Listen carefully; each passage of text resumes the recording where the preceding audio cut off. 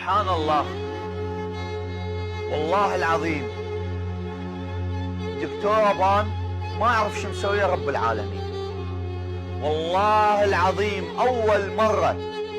أول مرة مش قد صارت حوادث بالعراق، أشكال وألوان حوادث، بس مثل حادثة الدكتور أبان والناس اللي تتعاطف وياها، والناس اللي بكل العالم وبكل دول العالم، بهولندا وامريكا وبلجيكا ومدري كل العالم، والعرب والمصريين والفلسطينيين والسوريين وكلهم متعاطفين ويا دكتور أبان. وكلهم شوف كل هاي الاسماء اللي ذكرتها كلهم منصدقين كذبت انه هذا الانسان البريء، هذا الانسان المتعلم، هذا الانسان الفاهم ينتحر. شوف رب العالمين شلون يريد يكشف المتآمرين على دم هذه المسكينة ايا كان يكون، قريب ولا بعيد عليها،